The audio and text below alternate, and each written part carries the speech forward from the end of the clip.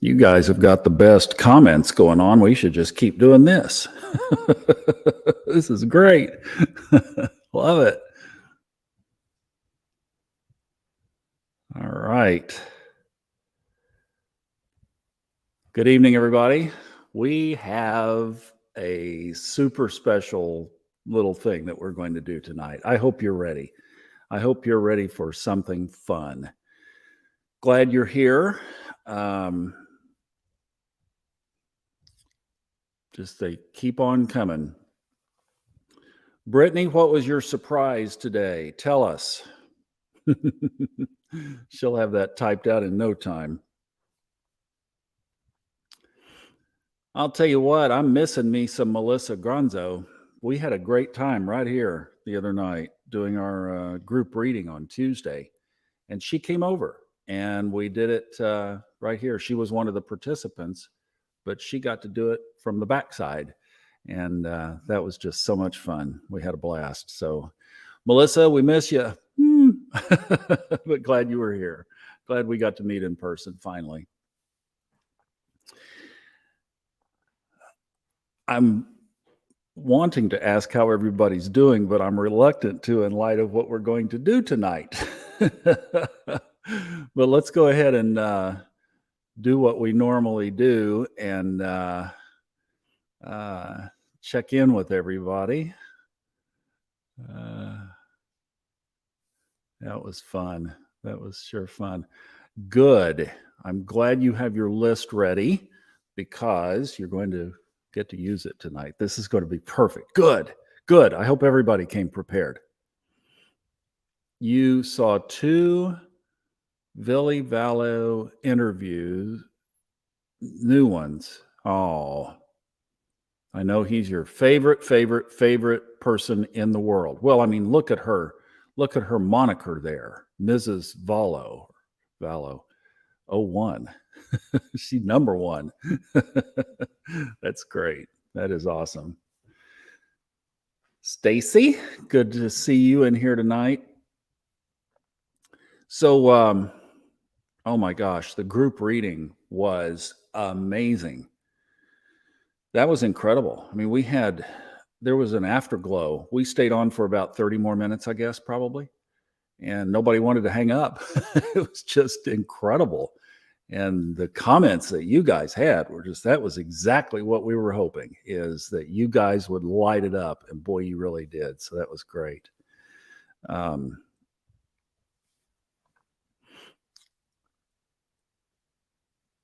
Yeah, I don't think he made it, Melissa. I think that was what he was saying. He didn't get to watch in. So,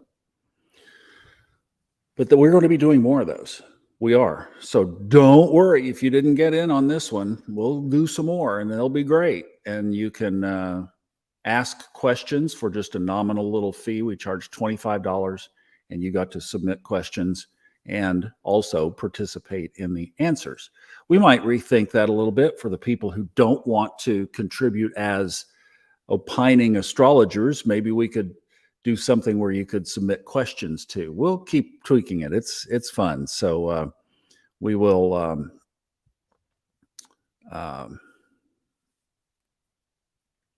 we'll get definitely continue that format. It worked really well. Kristen and I were just on high after that, and she did a phenomenal job putting the whole thing together. So it's really the bravo on that thing goes to Kristen, because she has gifts and abilities that are starting to be expressed into the world. So we want to encourage that for her as well. And it's really exciting to see. And she's got the confidence now and the mojo, and it's going to be great because she's going to take off. And we've got a lot of people budding that are ready to just blossom out into all kinds of new things and new works and new ways to reach the world with a positive message. And it's all being incubated, and that is just so cool.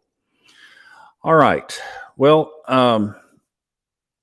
one thing we've had today, if you didn't know, I just took another heart pill because today we've been, bombarded. Like, one of them came in this afternoon of possible grid outages. So if you're feeling it, I've been feeling it, and just hang in there because remember, we drew the card a while back, a couple of Sundays ago, the sun, Sundays, the sun. So the universe is on our side. I'm beginning to adopt the perspective that all of these flares are indeed new programs and upgrades and computer operating system additions that we're all being given. So those of us who are following that experience, well, just keep enjoying it. That's what the card showed us. I'm going to jump pretty quickly here into our meditation. So,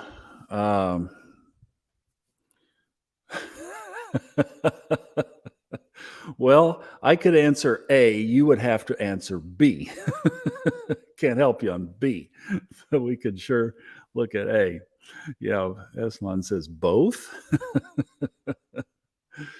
I hope you're in a somewhat quiet environment. Get as settled as you can. Let me grab something. Hang on.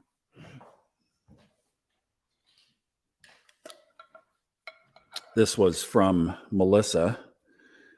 Oh, that thing. Oh, wish you could smell that. Oh, it is so good. If you have a candle, you might want to light it. I can't keep this in the shot. I wish I could, but wow, it's really going.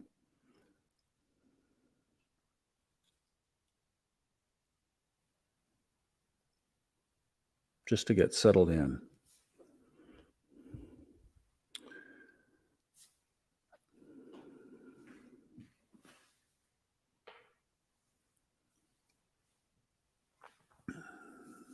Pam, as you know, my world is audio. live live around microphones and headphones and earphones and all that. So sound is very significant in my life. And over the last, 3 or 4 months maybe now, I've had different intensities and levels of ringing and just a different noise in my ears that I've not had before.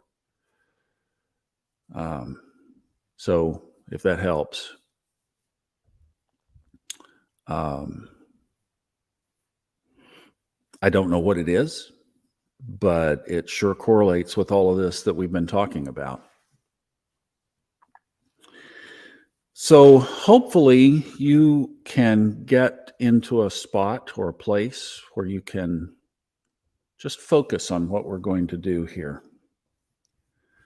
We're going to tell a little story, walk through a narrative that I hope will change your whole perspective on everything in your life, truly.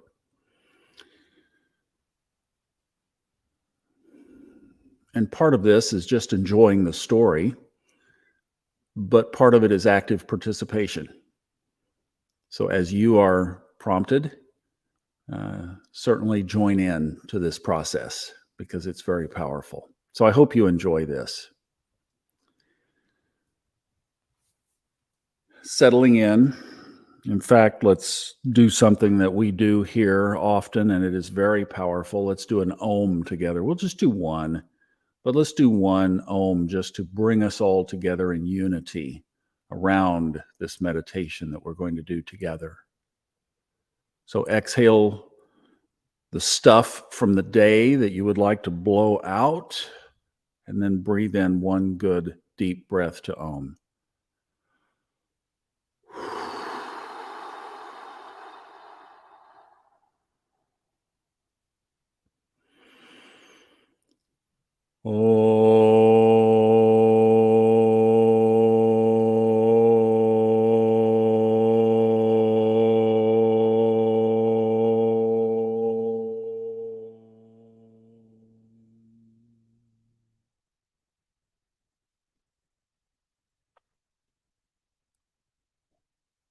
You are actually part of a computer program. you live within a virtual reality. So everything you interact with is also part of that program, that virtual reality. None of it is real. Oh, it looks real, but just go with me here. It's all an illusion. I am an illusion. This meeting is an illusion. You are an illusion. The world around you is an illusion. It's all just a game. It's been designed by programmers, mostly in California, which also isn't real, but it looks real. But these are pretty clever programmers. They were able to embed you with code that makes you think that the reality you are in is 100% real and that it is your only reality. Pretty slick, huh?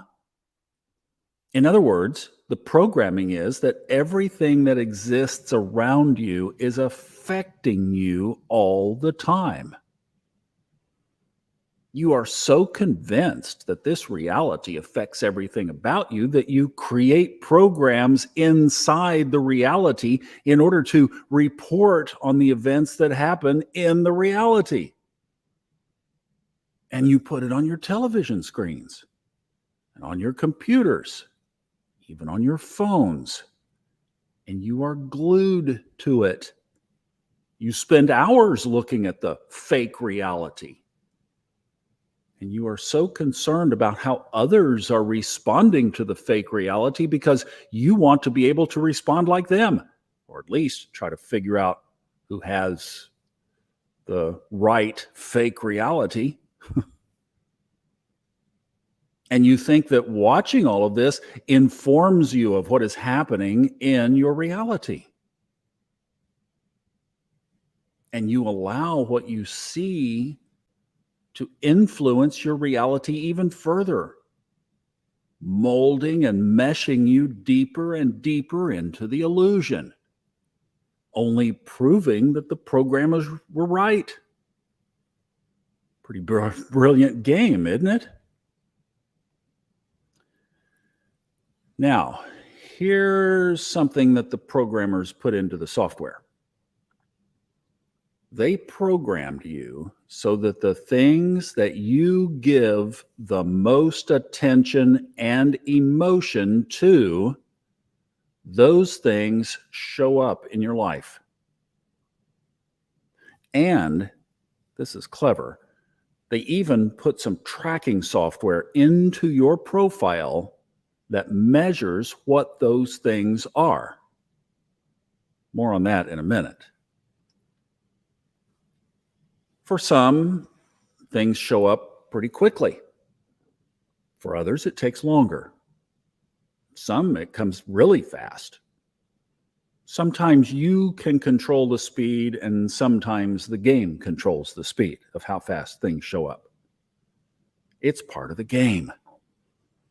And it's a really cool feature unless you are trapped inside the game and you think you can't control it. You think that everything happening around you controls your reality. And you feel like you are always swimming upstream in the game. And you know what? The programmers love to watch this from outside the matrix. They call that module the stuck reality. Seriously, they actually programmed that in their own perverted way. They enjoy what they frequently call the show. And they get more humor out of watching the humans who fight against their little programming hook. Some have actually even been seen rolling on the floor in their programming cubicles, laughing so hard. They really are proud of this little feature in the game. However, the programmers really love it when some of their programmers or some of their programmed people actually figure out how to break that code. These people figure out that everything they were given was a form of a trap, and that they had the same creative powers as the programmers, except their powers were simply by their own thought and emotion.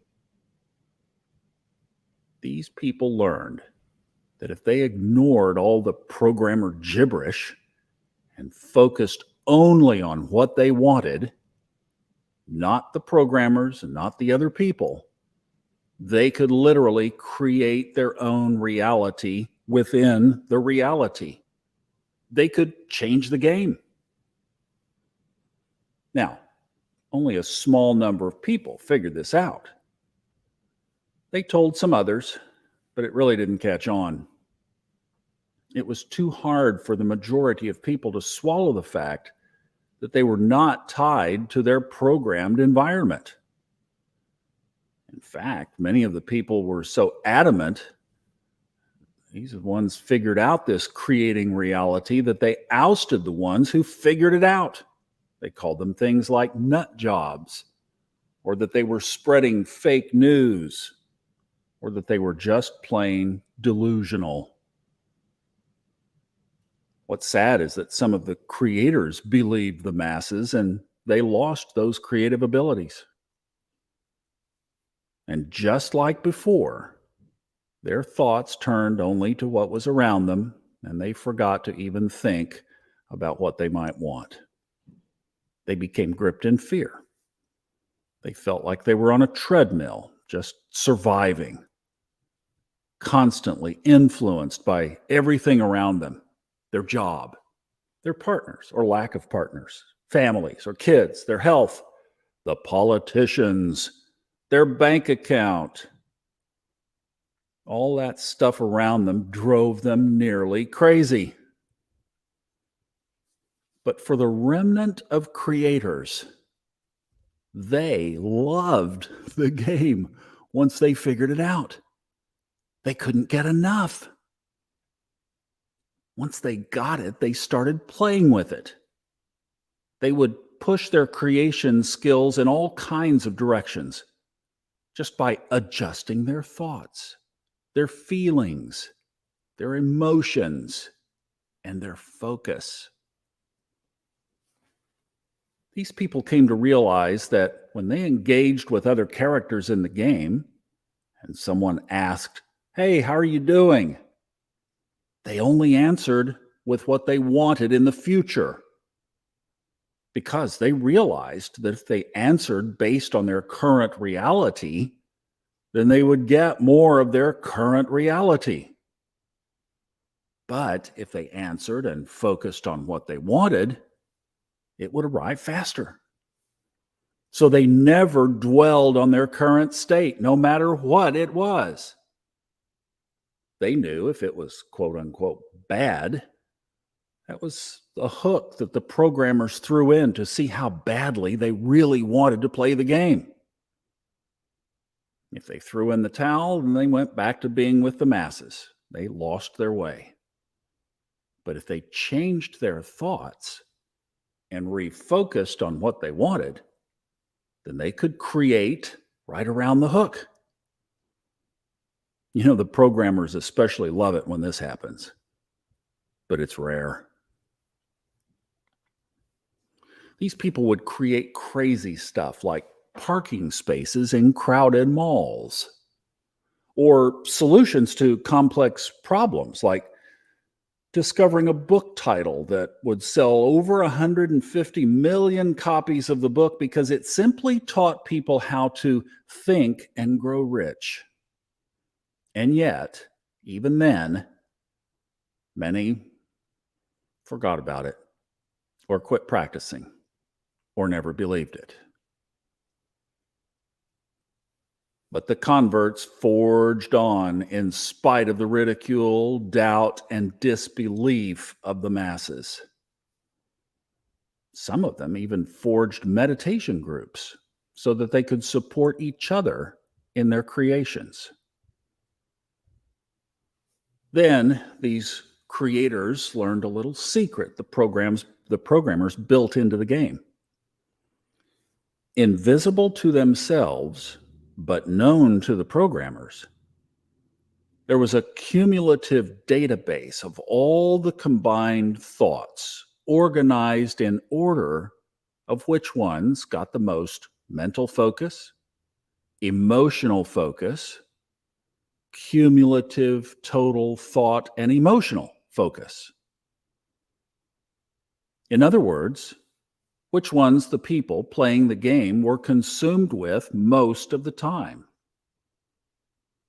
So if the daily news dominated their thinking, they generally got things back like a general depletion of their overall energy, or fear, because that was how the news of the game was programmed to incite fear.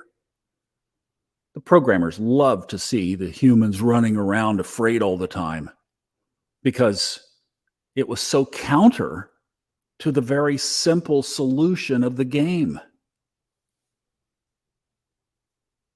But if the people focused on things they really wanted, like loving relationships, often a wonderful man or woman would show up in their life unexpectedly, often out of nowhere. But there was one other little catch. The programmers wrote code that people had to totally believe what they were focusing on was possible for them. If they had any doubt, that also registered on that cumulative scale, and it kept the things they were focusing on away from them. So they had to buy all in on what they were creating. But if they totally believed it and focused on it and gave it emotional thrust, then they could get it. And sometimes the programmers would intervene in when an item in the virtual reality would arrive. It was like the programmers took favor of some of the people and would actually delay something that they otherwise would have manifested quickly because some other part of the game wasn't set up just right for that person to receive it at that time. This was a favor that the programmers did because they could see all of the other parts of the game that one isolated character in the game could not see. But they didn't tell them what they were doing.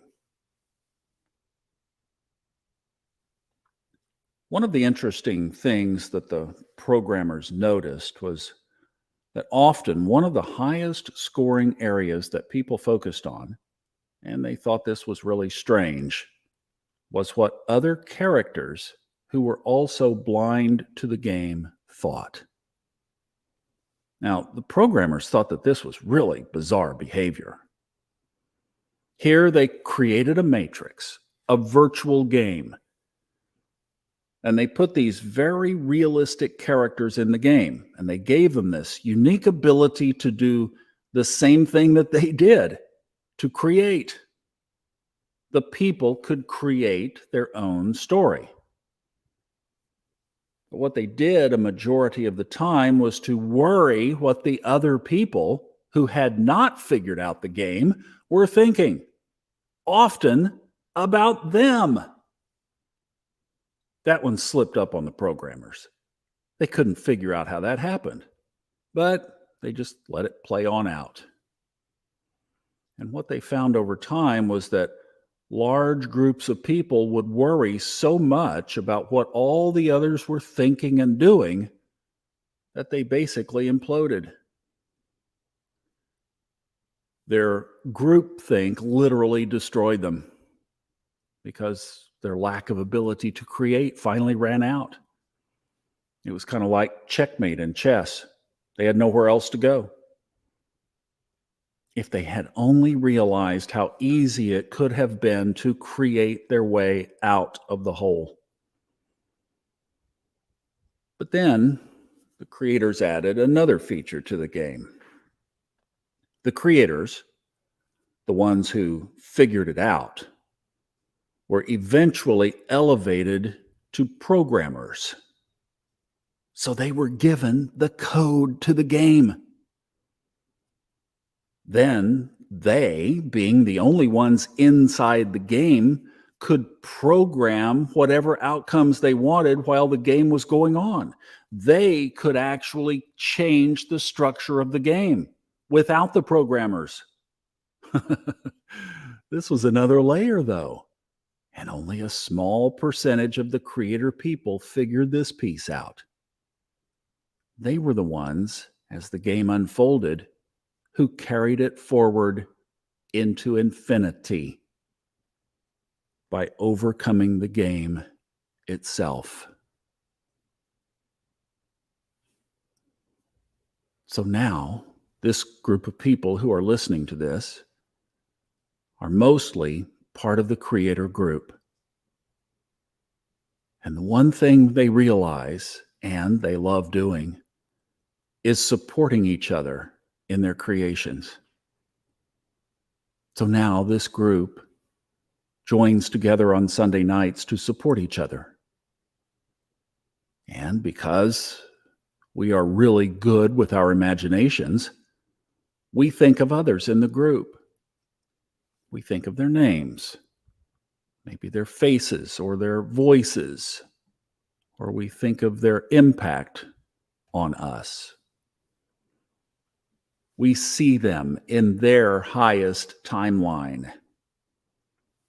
We see them healthy. We see them advancing. We see them in new realms and realities. We see unlimited possibilities for the other people in this group.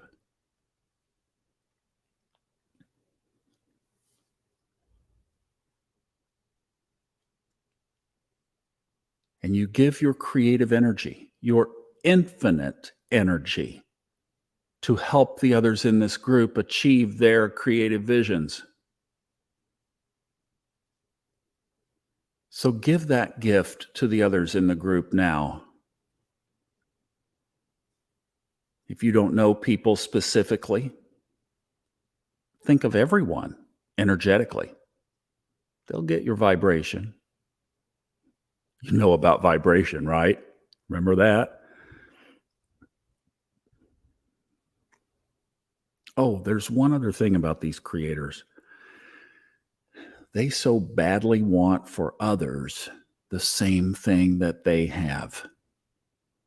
Yet they realize that in this game, they are only responsible for themselves.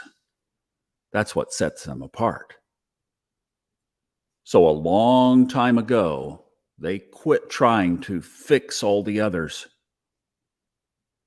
because they knew that when they tried to, or when they quit trying to fix the others, that it wouldn't show up on that tally database anymore. So they just let it go. But they never gave up on the hope that one day, they could have the whole game believing in the creative matrix. And they continued to hold that vision for themselves, for the others in the group, and for the whole world.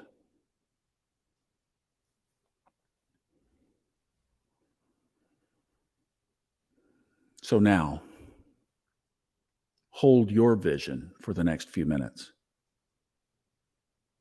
And hold the vision for the others here in our group. And hold the vision for the world.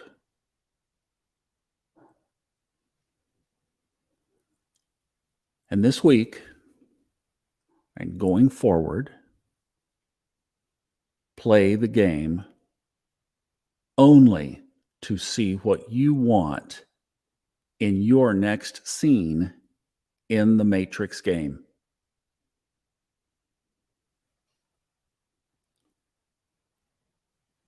Nothing else. Remember, there's a scorecard.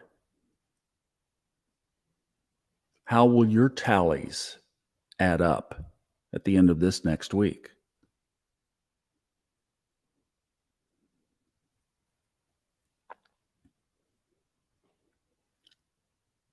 The slide will stay up so that you can focus on your visions.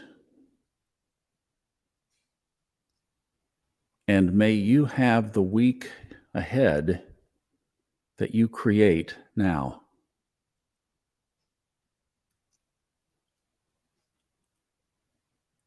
And we'll see you next week.